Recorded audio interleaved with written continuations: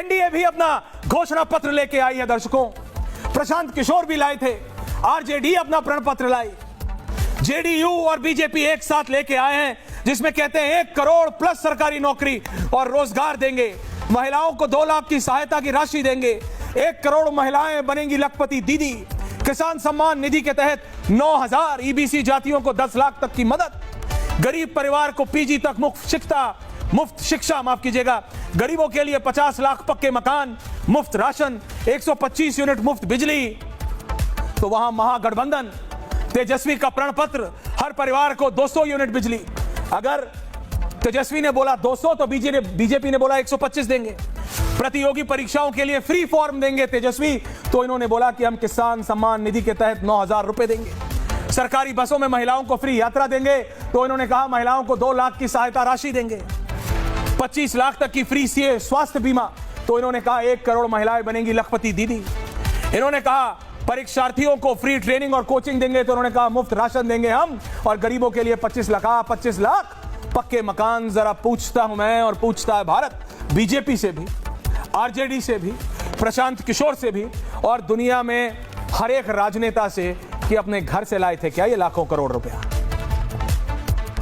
3 लाख, 3.5 लाख, 3.25 लाख करोड़ जिस प्रदेश का राजस्व हो, जिस प्रदेश के पास, मेरे पास एक पुरानी कहावत है ना, घर में नहीं है दाने अम्मा चली भुनाने।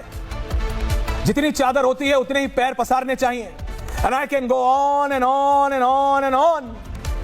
पैसे हैं नहीं, करोड़ों नौकरियां देंगे। अब क्या बोलेगी बीजेपी? क्या बोलेगी बीजेपी?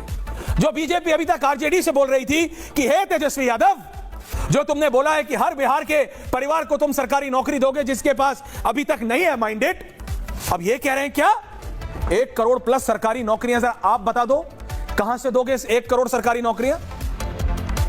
1 करोड़ मिनिमम 30,000 तनख्वाह, 1 करोड़ कर लीजिए कितना होता है। तो आप कह रहे हो कि सिर्फ सरकारी नौकरी दोगे, ना सड़क बनाओगे, ना बिजली करोगे, ना पानी बनाओगे, ना कोई नया कंस्ट्रक्शन होगा, नया कोई नाली बनेगी, नया कोई सरकार का काम होगा, सिर्फ आप 1 करोड़ नौकरियां दोगे, 1 करोड़ प्लस नौकरियां दोगे। एक बात सुन लीजिए, ना तेजस्वी यादव 2 करोड़ नौकरी दे सकते हैं, ना आप 1 करोड़ नौकरी। और दुनिया का या हिंदुस्तान की बात करो, देश का कोई प्रदेश या पूरा देश सिर्फ सरकारी नौकरियों से या सिर्फ सरकारी कंपनियों के द्वारा बेहतर नहीं हो सकता।